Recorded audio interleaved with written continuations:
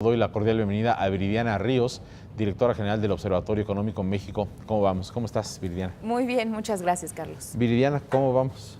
Pues mira, en materia de presupuesto estuvimos analizando la semana pasada qué era lo que iba a presentarse y qué es lo que se presentó, no solamente en México Cómo Vamos, sino 6 organizaciones de la sociedad civil, y realizamos una propuesta concreta de 10 medidas que deben abordarse precisamente respecto al presupuesto. A lo ¿Qué que es lo se que presentó. vemos? A lo que se presentó. ¿Qué es lo que vemos? Vemos un presupuesto demasiado bajo en inversión. Tenemos una inversión total esperada del 4%, pero cuando ves la inversión que fue específicamente del sector público, su incremento solamente fue no del 4, sino del 0.4%. Entonces vemos una inversión demasiado baja. Queremos además que esta inversión sea transparente. Lo que no sabemos, por ejemplo, es cómo lograr, lo que no se ha logrado es cómo auditar la obra pública en tiempo real.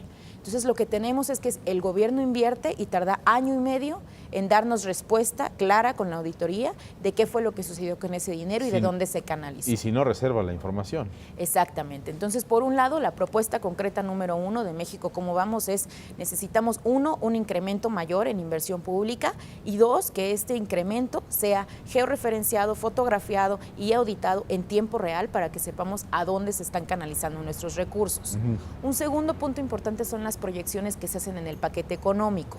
Como bien sabemos, el crecimiento esperado para el próximo año es de 3.7%. Así es. Ello ya viene muy a la baja de un esperado anterior de cerca del 4.7%. Pero el gran problema, Carlos, es que no sabemos bien a bien cómo se están haciendo esos estimados.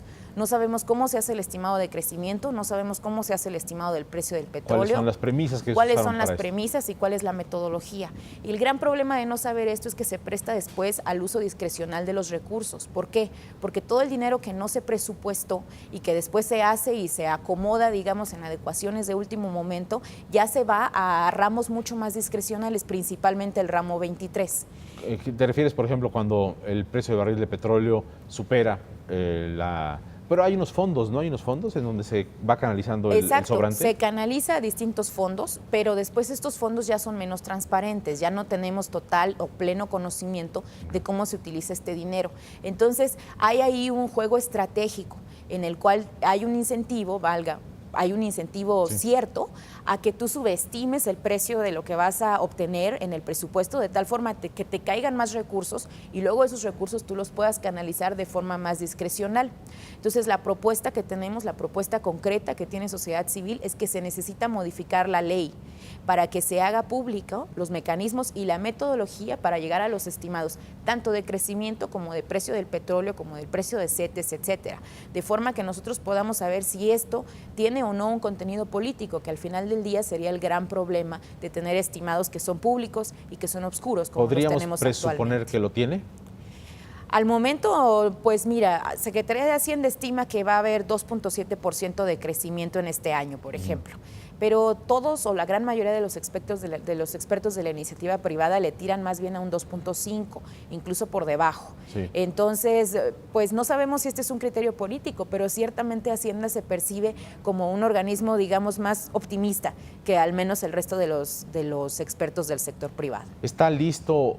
Tú decías, son 6 organismos con los que ustedes se han reunido. ¿Cómo cuáles, por ejemplo? Exactamente. Está México Cómo Vamos, México Evalúa, el IMCO, que es el Instituto Mexicano para la Competitividad, está el CESP, Mexicanos Primero, y también el Centro de Estudios Espinosa Iglesias. Ahora, todos estos están con esta propuesta. ¿En firme ya la presentaron a la autoridad? En firme la vamos a presentar esta semana, se la vamos a llevar al Congreso. La presentamos la semana pasada en Medios Todos Unidos. Esta es la primera vez que sociedad civil, 6 organismos, los principales que analizamos la economía, estamos juntos. ¿Por qué? Porque el presupuesto de egresos es la forma más sencilla de hacer política pública en el corto plazo.